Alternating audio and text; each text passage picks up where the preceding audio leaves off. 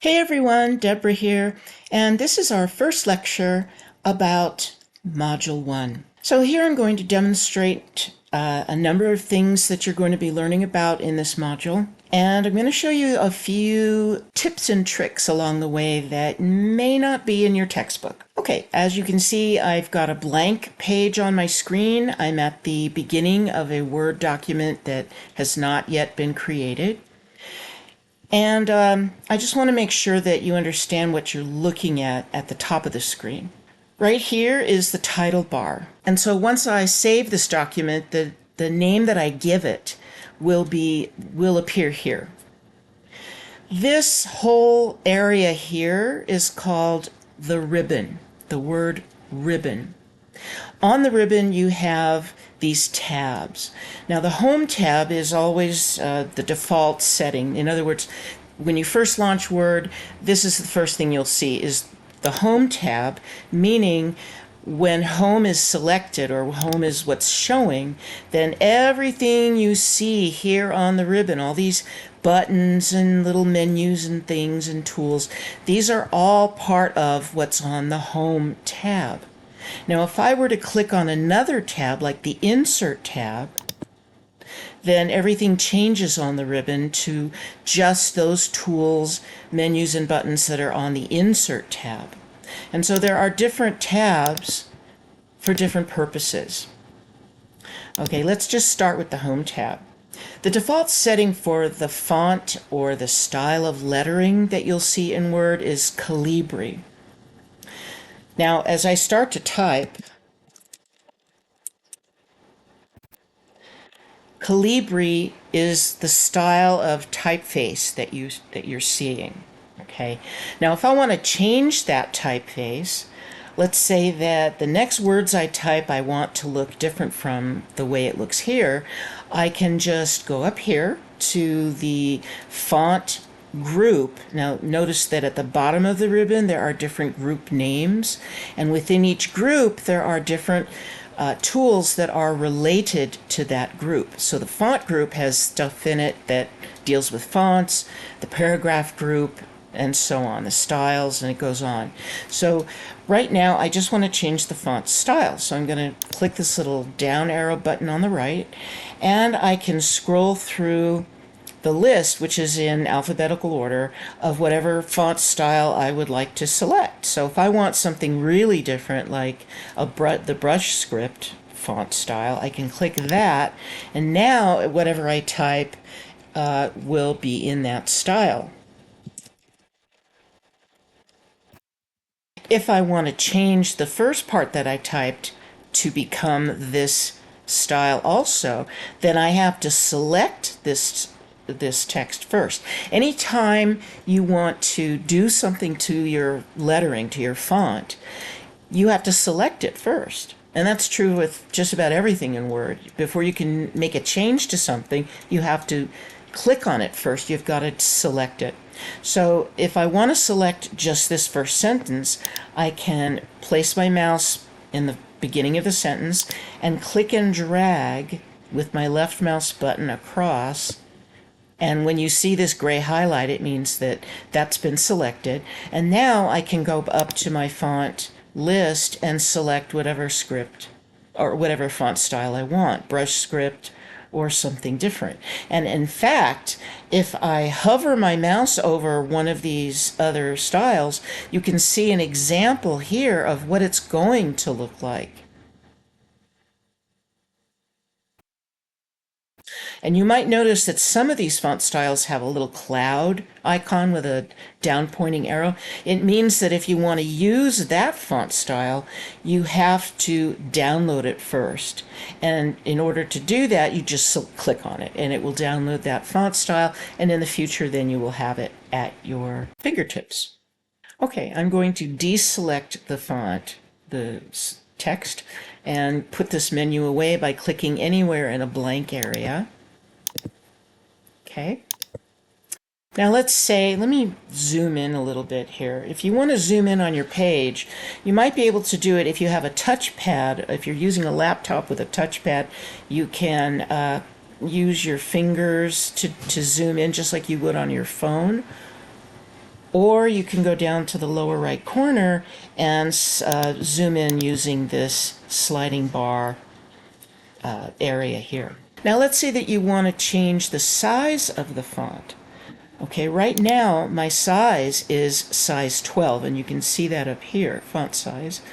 Now let's say that I want to change all of this text to a different size. Well, I'm going to select all of the text, and I can do that a couple of different ways, by clicking and dragging across, or by placing my mouse into the left-hand margin until my mouse pointer is pointing to the right.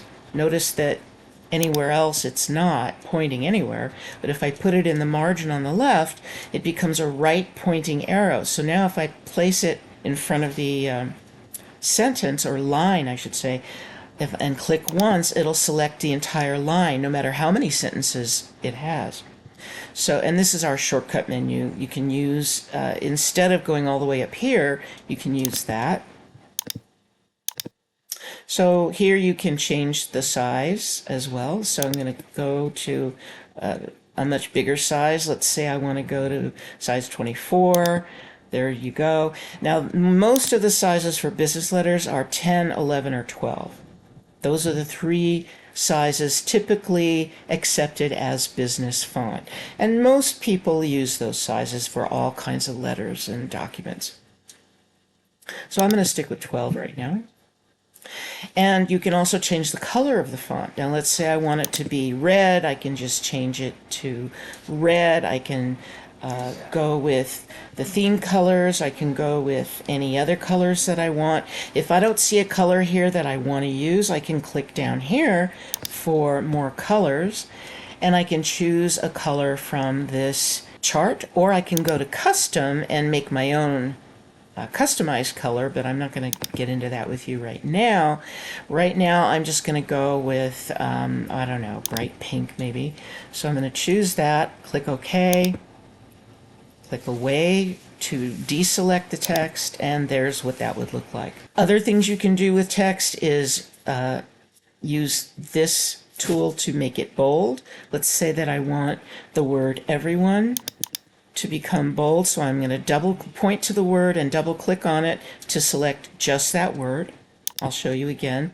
Put the mouse anywhere on top of the word, double click, hold it really still, and double click, and that will select just that one word.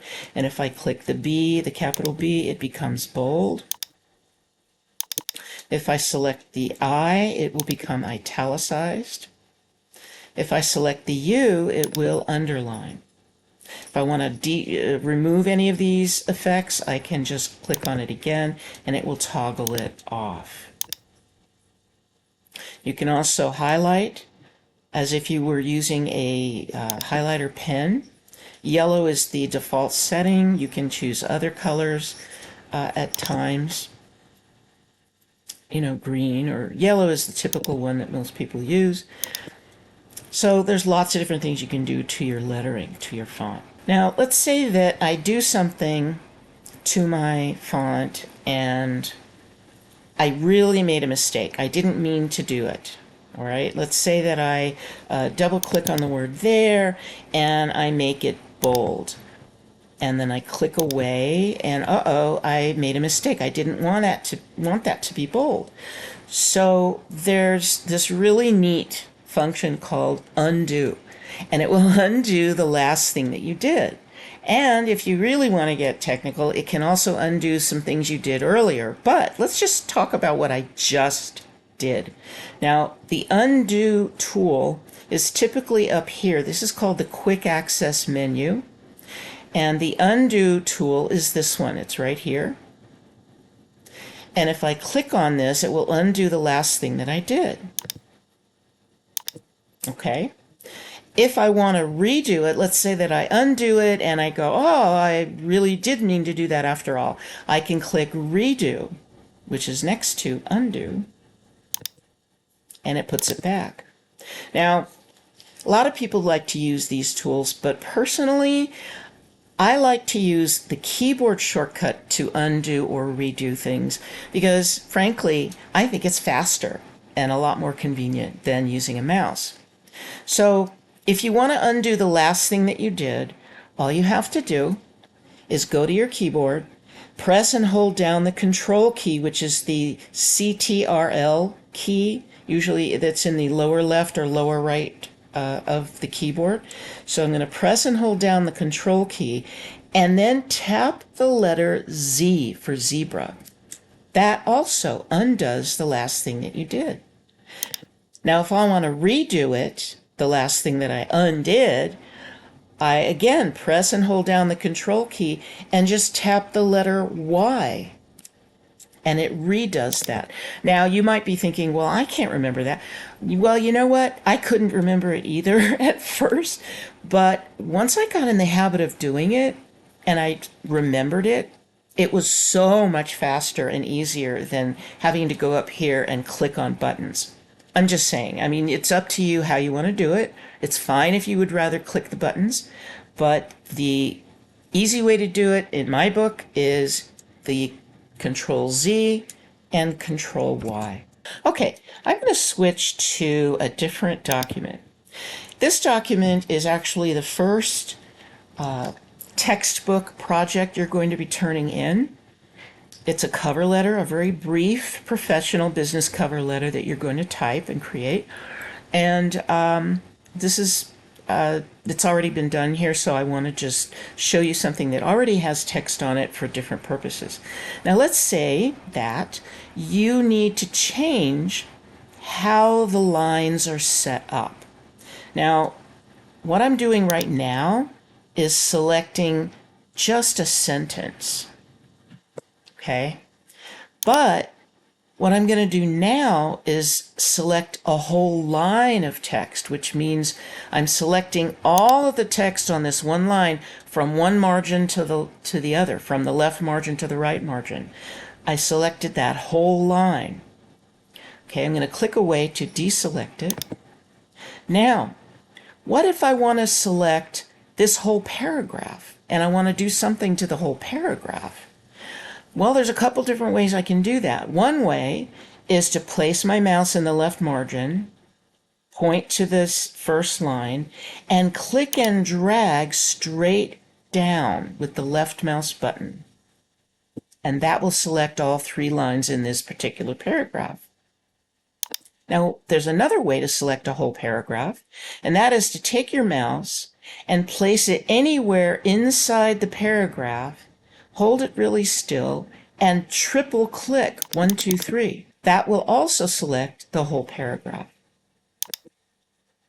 Now, let's say I'm going to go ahead and select this whole paragraph. I want to select it, and I want to change the spacing, the line spacing of this paragraph.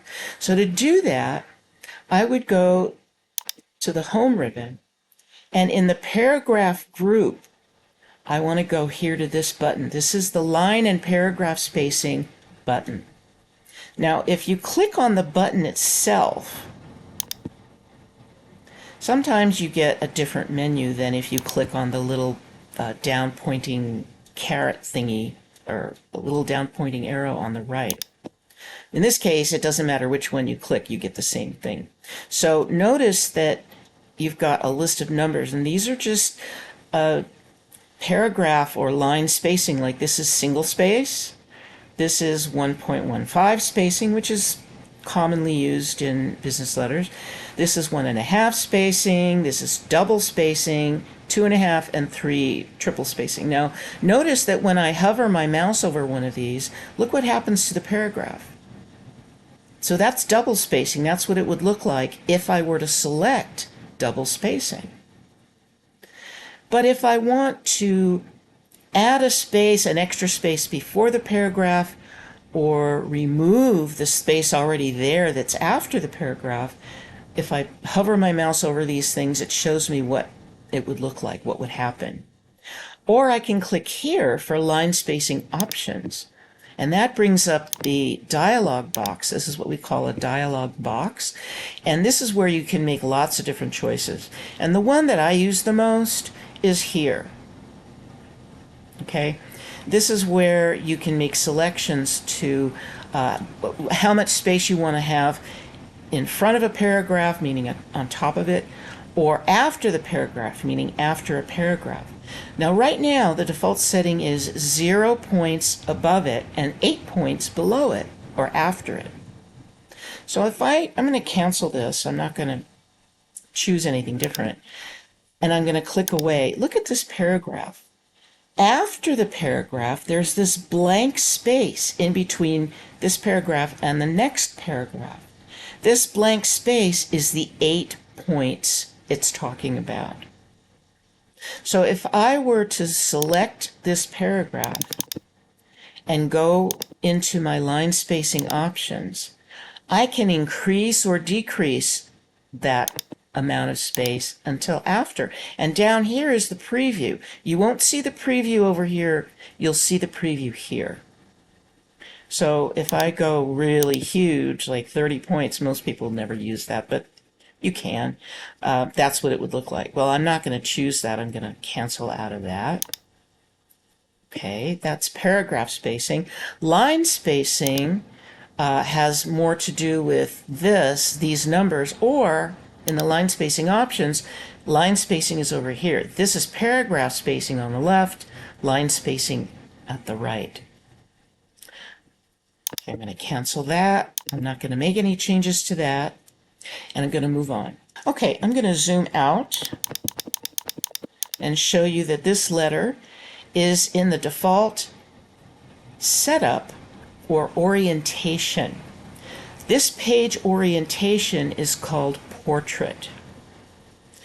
Now, if I wanted this letter or any document I'm creating to be wider than it is tall, that's called landscape orientation. And if I wanted to change it from portrait to landscape, I would have to go here to the Layout tab and then over here to Orientation. And if I click Orientation, there's only two choices, portrait or landscape. If I click landscape, then this is what it would look like.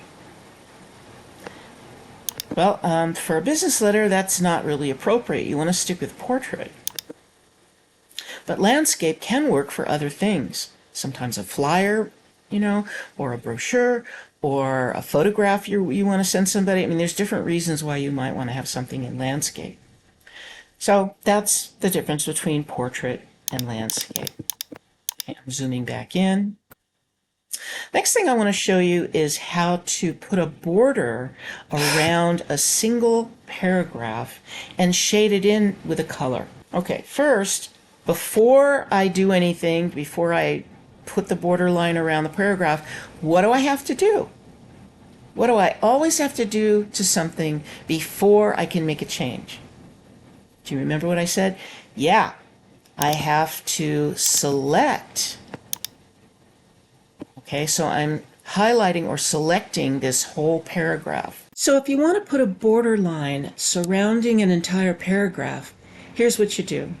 After you select the paragraph, you go to the Design tab, and way over on the far right-hand side, you select Page Borders. At the top of the dialog box, it automatically opens up to Page Border. Well, we don't want page border for this, we want borders. So you got to go switch over to where it says borders. Then what you do is you go down here and make sure it says apply to paragraph. Okay, another choice you have is text, but you don't want text because that'll put separate little boxes around every line. You don't want that either. You want paragraph. Then you have to select what kind of outline you want to have. So if you would just want a plain box, you would choose box, choose the style of line you want it to be, and how thick or wide you want the line to be. Let's say 1 point. Okay, here's the preview of what it's going to look like, and then just click OK. So there we have a border line surrounding one paragraph. Now let's say that you want to add some color to the inside of this paragraph, the inside of the box. Again, you want to select it, make sure it's selected. Okay, you go to Page Borders again, go to Borders, or actually this time you want to go to Shading.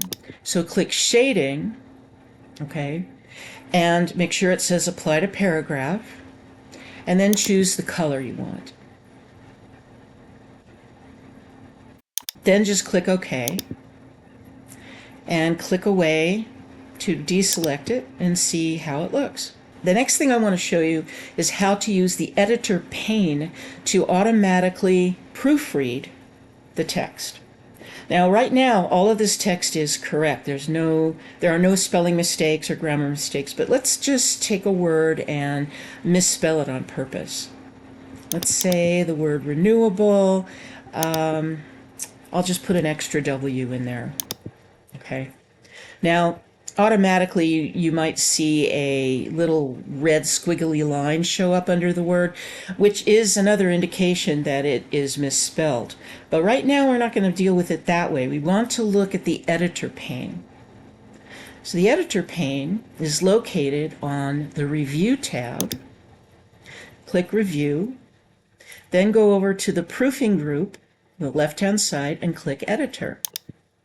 The editor pane automatically shows up on the right-hand side, and it instantly proofreads the whole document, and it catches whatever mistakes there might be. So right now, it just caught one spelling error. And if you want to know what that error is, if you don't want to go looking for it, let's say if you have a long document, you should just click right here, and it'll tell you. And it'll give you an option to consider changing the word to the correct spelling. So to do that, I'm just going to click right on it,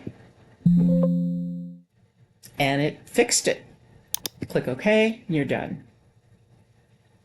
Okay, I'm going to close the editor pane. Next, I want to show you something called the Format Painter. I love this tool. It's really great. It's on the Home tab, so I'm going to go back to the Home tab up here. And let's say that, let's say that this text here, I'm going to change a few things about it. I'm going to make it bold. I'm going to make it, I don't know, hot pink, and highlight it in yellow. Okay, so I made some changes to this font. Now let's say that I want the same exact effect on this part right here, Sincerely Yours. Well, instead of having to do it all by hand, one after the other like I did here, what I can do is use Format Painter. It's a really great shortcut tool. First, what you do is you click to place your flashing insertion point on the part of the text that has the effects you want to copy. All right, so I did that. So now on the Home tab, in the clipboard group on the far left-hand side, there's a paintbrush, and that is the Format Painter. Now, anytime, you've probably noticed this by now, anytime I point and hover to any of these tools, an explanation comes out that tells you what it is and how to use it, how it works. So what I do is, to make this work, I click on that paintbrush button, the Format Painter button, and then watch what happens when I move my mouse pointer into the text area. It turns into the capital I, but it also has the little paintbrush icon next to it, which indicates that it has picked up this formatting. And now I'm going to apply it to this text by clicking and dragging. And then if I click away, there it is. So it's a great shortcut. But I'm going to show you something else. I'm going to show you a tip that the book may not mention, or at least if it does, it doesn't talk about it very much. And that is, what if I want to use Format Painter to copy formatting in multiple areas? Because notice that now that I've applied it to this text here, the paintbrush is gone, and Format Painter has already been used up. So it's only a one-time thing. But let's say I want to put it in a couple of different places. Well, here's a great little tip about using Format Painter. First, I'm going to place my mouse over the text, click on the text I want to copy the formatting of, Then when I go to Format Painter, when I go to the button, instead of clicking once, if you double click, then you can apply the Format Painter, the formatting, to as much text as you want over and over again. Let's say I want to put it here, so I click on Lionel's name, and look, the formatting painter icon, the paintbrush, is still there. So I can put it over here, and there it is, still there. I can now put it over here, and I can keep doing that as much as I want until I'm finished. Now, let's say that I'm done. I don't want to use Format Painter anymore. How do I dump it? How do I get rid of this? All you do is press your escape button, the button in the upper left corner of your keyboard that has the ESC on it, the escape button. Push that button once, and it gets rid of the paintbrush. So that's a neat little tip about Format Painter. And finally, the last thing I want to show you is how to use the Help tool in Word. In the title bar area at the very top of the Word page, there is a magnifying glass icon which always indicates Help is there for you, and the word search. And all you do is click up there. Let's say you want to know about page borders. So I type the words page border, and it offers me automatically, without even pressing enter, it offers me a variety of choices to use. Now I can go to borders and shading, or just click page borders, or click get help on page border. Now if I click get help on page borders, then the help pane opens up on the right hand side, and when it appears you have a variety of choices here as well. Then if you scroll down to the bottom, there's even more results you can click on. To get rid of this help pane, just click the X in the upper right corner of it, and it's gone. And that concludes the lecture for Module 1.